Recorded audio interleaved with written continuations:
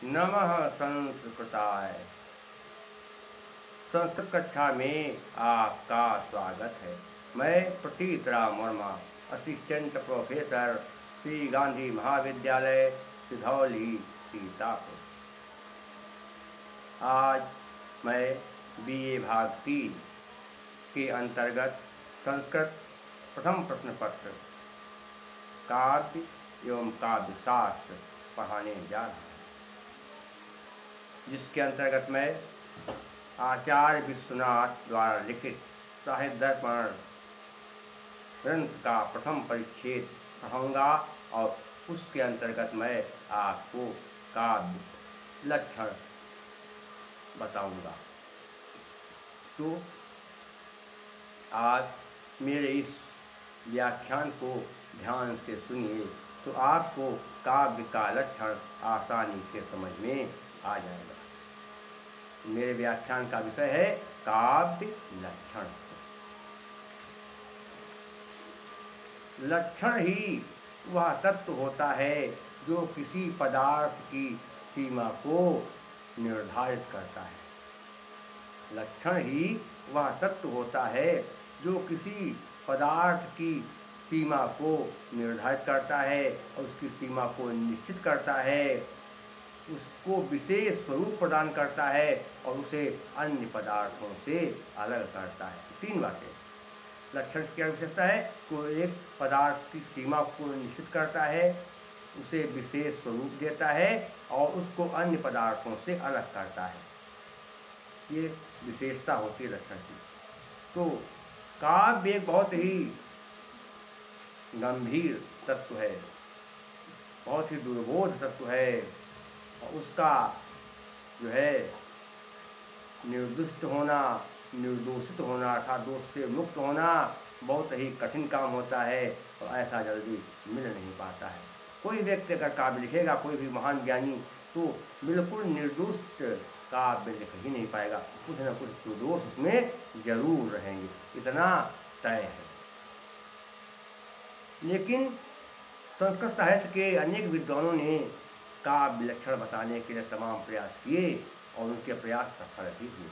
सबसे पहले काव्य प्रकाश के रचयिता आचार्य मम्मट ने काव्य लक्षण प्रस्तुत किया। क्या कहा कि तद दोषौ शब्दार्थो सगुणावनलंकृति पुनः क्वापि। तद नहीं है, तत्। धराम सुनते सूत्र के नियम क्या होता का बन गया। तत् माने वह अदोषौ, दोष से रहित हो, शब्दार्थ हो, शब्द और अर्थ से युक्त, सगुणावन सगुणौ, गुणों से युक्त, अनलंकृति अलंकार न हो, पुनः फिर भी क्वा मैंने कहीं अपने भी शब्द और अर्थ, शब्दों और अर्थों का वह समूह जो दोषों से रहित हो, उसमें गुण हो। अगर अलंकार हैं तो ठीक, अगर कहीं कहीं नहीं भी हैं तब भी काव्यत्व को कोई हानि नहीं होती है, अर्थात वो शब्दों का और अर्थों का समूह काव्य कहलाता है। तो पूरा क्या हो गया कि शब्दों और अर्थों का वह समूह जिसमें स्पष्ट रूप से गुण हो और अलंकार कहीं कहीं न भी हो, तब भी उस शब्द और अर्थ के समूह को काव्य कहेंगे।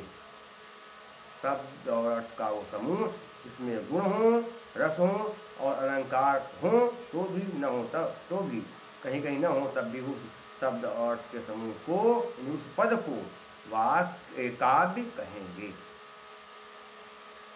इस विषय पर आचार्य विश्वनाथ ने विचार करना शुरू किया, कहा कि ये बात सही है या गलत। तो उन्हें क्या पता लगा कि तत् माने वह अदोषौ, शब्द और अर्थ काव्य है, क्योंकि भामा ने कहा था शब्दार्थो सहितो काव्यम। शब्द और अर्थ जहाँ आपस में मिल जाएं उसे भी काव्य कहते हैं। शब्द और अर्थ का समूह ही काव्य है।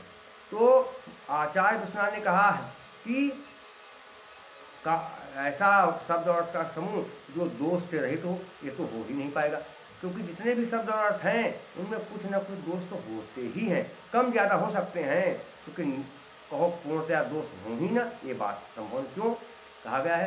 कीटानुविधरत्नादि साधारणेन काव्यता दुष्टेष्वपि मता यत्र रसादिनुगमा इसपुटः।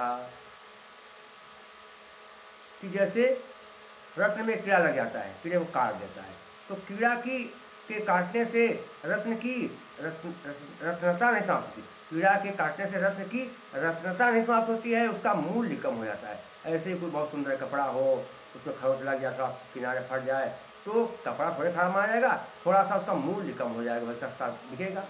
इसी तरह से कोई बहुत सुंदर लड़का हो, लड़की हो, उसके चेहरे थोड़ा सा दाग पड़ जाए तो क्या होगा, सौंदर्य तो उसका कम पड़ गया। सुंदरता में जो 4 साल लगे उसको कम पड़ गए, लेकिन सुंदरता में कमी आ जाएगी, लेकिन सुंदरता जाएगी नहीं, सुंदरता वही रहेगी। तो काव्य में अगर कुछ दोष आ गया तो काव्य की काव्यता समाप्त नहीं होगी, उसका थोड़ा महत्व कम हो जाएगा, ये बताया। तो कहा वैसा मिल पाना असंभव, क्योंकि सब जहाँ पर गुण है वहाँ दोष रहना स्वाभाविक है, क्योंकि नियम है कि अच्छे के साथ बुरा, बुरे के साथ अच्छा, गुण के साथ दोष रहता है। ये बताया कि दोष होंगे जरूर, कम ज़्यादा हो सकते हैं। फिर कहा सगुणों, काव्य में गुण हों, ये बात खैर ठीक है, लेकिन सब जगह गुण होंगे ये कोई गारंटी नहीं। कहीं कहीं गुण नहीं होते हैं, लेकिन जहाँ पर रस रहते हैं वहाँ गुण होते हैं। तो गुण तो मिल जाएंगे, गुणों का जो है न मिलना जो है संभव नहीं है, गुण तो मिलेंगे, कम ज़्यादा हो सकते हैं। और दूसरी चीज़ कहा कि आचार्य ने कहा है कि काव्य में कहीं कहीं वाक्य जो है अलंकार हों तब भी काव्य है, अगर कहीं कहीं नहीं अलंकार है तब भी जो है काव्य माना जाएगा। इस विषय में आचार्य मम्मट ने एक उदाहरण दिया, कहा कि ये काव्य का बड़ा सुंदर उदाहरण है, इसमें अलंकार नहीं है, लेकिन ये काव्य का बहुत ही सुंदर उदाहरण है। क्या था, एक नायिका थी, वो अपने नायक से मिलने के लिए नर्मदा नदी के किनारे गई, और जब वहाँ पहुँची तो उसी समय उसका प्रियतम भी वहाँ आ गया, नायक भी आ गया। तो उस नायिका ने कहा, क्या कहा, यह कौमार हरस एव वरस्ता एव चैत्र छपास ते चोनमीलिति मालती सुरभयः प्रौढ़ाः कदम्बानीलाः सा चैवास्मि तथापि तत्र सुरतव्यापारलीलाविधौ रेवारोधशिवेतशीत तरुतले चेतः समुत्कण्ठते।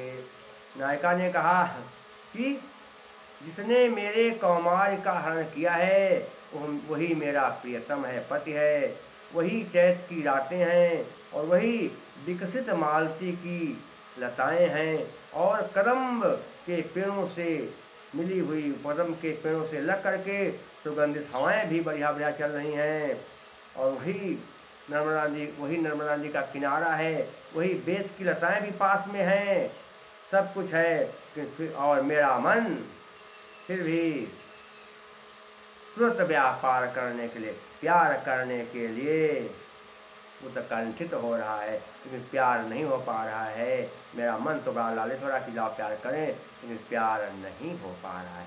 इसको आचार्य मम्मट ने बड़ा अच्छा काव्य का उदाहरण माना, कहा इसमें कोई अलंकार नहीं है, लेकिन विश्वनाथ जी और भी तेज थे, कहा नहीं इसमें अलंकार है, लेकिन कैसे, कहा सुनिए, कहा कि 2 प्रकार के कहते अलंकार होते हैं। कौन कौन सा, एक होता है विभावना और एक होता है विशेष रूप। विभावना का होता है कि क्रियाया प्रतिषेधे फल व्यक्तिर विभावना, जहाँ पर कार्य तो हो लेकिन कारण का भाव हो, वहाँ पर विभावना अलंकार होता है। कारण का प्रभाव, यहाँ क्या है, कार्य हो रहा है, हवाएं चल रही हैं, सुगंधित हवा है, नर्मदा नदी का किनारा है, सब कुछ है, लेकिन प्यार नहीं हो रहा है। क्या है, कार्य तो सब है उपस्थित, कारण नहीं है उसका प्यार, जो कारण क्या है, प्यार, वो नहीं हो पा रहा है।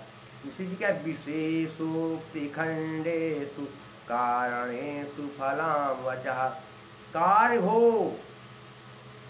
लेकिन कारण न हो तो विभावना, और कारण हो काम न हो, कारण हो लेकिन काम न हो तो वहाँ पर कौन सा विशेषोक्त। कहा कि देखिए सब कुछ है, कारण क्या है, सब कुछ है, प्रियतम भी मेरा आ गया, मैं भी आ गई, हमें भी चल रही हैं, लेकिन प्यार नहीं हो पा रहा है। जब प्यार नहीं हो पा रहा तो काम कहाँ हो रहा, कारण तो है। तो यहाँ क्या होगा, विशेषोक्त का 2 अलंकार, लेकिन आचार्य मुख कहते कोई अलंकार नहीं, तो ये बात गलत है। इसलिए इन्हें काव्य अलंकार का काव्य का लक्षण सही नहीं है। इसके बाद और भी उन्होंने बताया कि कहा कि इसमें और भी कुछ चीज़ें ऐसी हैं कि कहीं कहीं जो है बहुत सुंदर सुंदर काव्य होते हैं, लेकिन उनमें भी क्या कहते तमाम प्रकार के दोष दिखाई देते हैं। तो वहाँ पर भी कहीं कहीं दोष दिखाई पड़ते हैं, काव्य बहुत सुंदर, लेकिन कुछ न कुछ जो है कमियां जो है स्पष्ट रूप से दिखाई देती हैं। तो एक भामा से उनका शब्दार्थो सहितो काव्य, शब्द और अर्थ से युक्त रूप ही काव्य, जहाँ पर सुंदर शब्द हों और उन शब्दों का सुंदर अर्थ निकले उसे काव्य कहेंगे। ये बात तो ठीक है, लेकिन आचार्य कृष्णा ने कहा ये बात तो ठीक है, लेकिन शब्द बहुत सुंदर हो, मधुर हो, उसका अर्थ भी निकले सुंदर, तो क्या वो काव्य कहलाएगा? नहीं कहलाएगा। क्यों? क्योंकि वहाँ पर रस भी तो होना चाहिए, रस मान्य हो गया, अच्छा लग रहा है सुनने में, लेकिन अलंकार भी हो गया, लेकिन छंद कहाँ मिलेगा, गुण कहाँ मिलेंगे, रीत कहाँ मिलेगी, तो इसलिए उसको भी काव्य नहीं कहेंगे। एक थे आचार्य भोजराज, उन्होंने क्या कहा कि अदूषम गुणवत काव्यम अलंकारैरलंकृतम, दोषों से रहित ऐसे शब्द और समूह जिनमें गुण हों और वो शब्द और अर्थ अलंकारों से विभूषित हों तो उन्हें काव्य कहा जाएगा।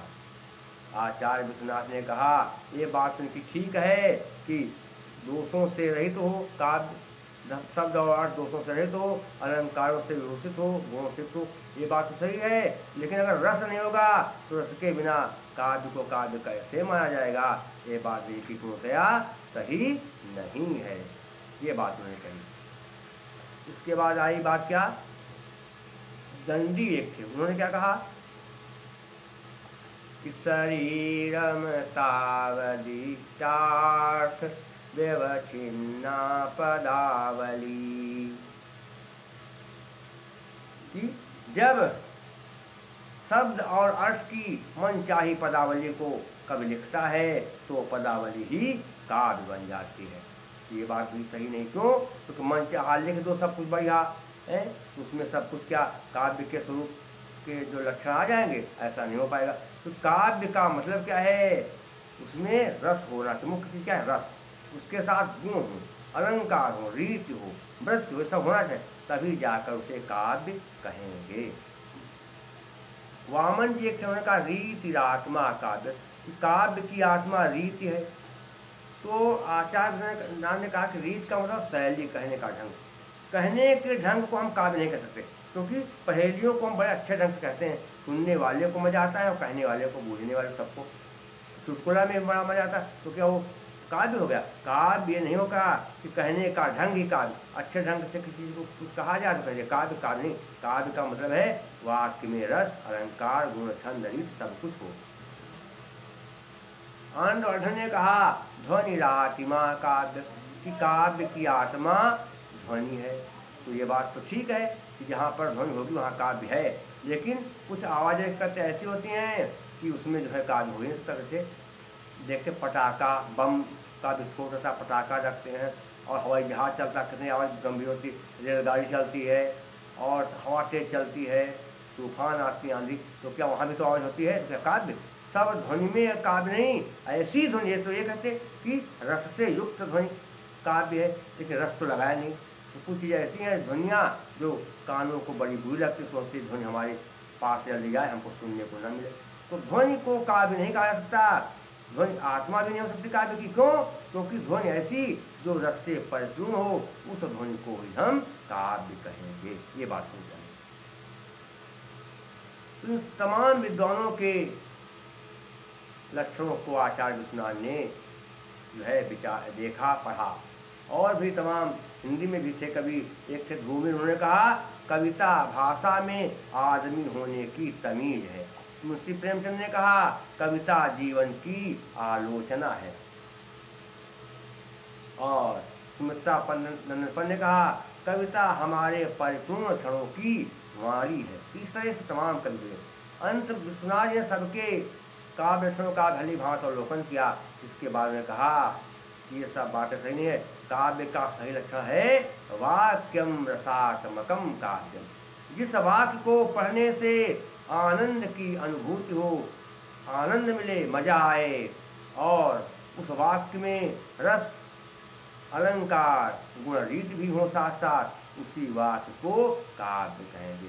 तो सबसे अच्छा लक्षण कौन सा है कि जिस वाक्य को पढ़ने से, सुनने से आनंद मिले, साथ ही साथ उस वाक्य में रस अलंकार गुण छंद रीति भी हो, उस वाक्य को काव्य कहते हैं। ये कहा आचार्य विश्वनाथ जी ने।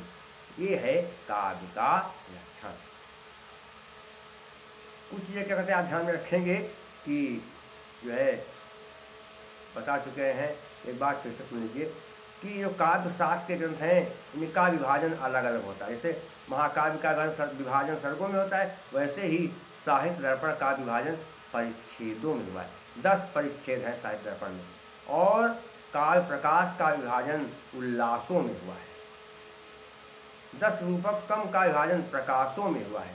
वक्रोक्त जीवितम का विभाजन उन्मेषों में हुआ है। और रस गंगाधर का विभाजन आननों में हुआ है। तो ये था काव्य का लक्षण। आप थोड़ा ध्यान रखेंगे, इससे आपको ये चीज़ें समझ में आ जाएंगी। और आप मेरे वीडियो को देखते हैं बहुत अच्छी तरीके से, लोग कुछ ना कुछ संख्या में लोग बढ़ रहे हैं, देख रहे हैं। जो लोग मेरा वीडियो देख रहे हैं, संस्कृत पढ़ते हो या ना पढ़ते हो, उन सबको मैं बहुत बहुत धन्यवाद देता हूँ।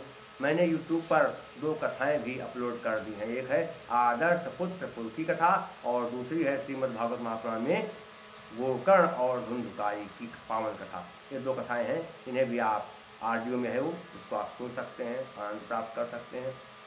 ये कथाएं भी सुन सकते हैं। तो कुल मिलाकर मेरे शायद 21-22 जो है इसमें हो चुके हैं, वीडियो अपलोड हो चुके हैं। इससे आप देख सकते हैं, सुन सकते हैं। और आज मैं सोच रहा हूँ आज से कल तक जो है मैं जो प्रत्यय हैं कैसे आप समझें आसान तरीके से, उसको भी मैंने लिख दिया है। उसको जो है डाल दूँगा यूट्यूब पर, आप पढ़ सकते हैं और समझ सकते हैं। बड़ी आसान तरीके से उसको आप समझ में आ जाएगा। आप मेरे वीडियो को देखते हैं तो आपसे मेरा अनुरोध है कि आप मेरे वीडियो को जब देखें तो उसे कृपया सब्सक्राइब जरूर कर दें। शेष बातें मैं आपको बाद में बताऊंगा। तब तक के लिए नमः संस्कृताय।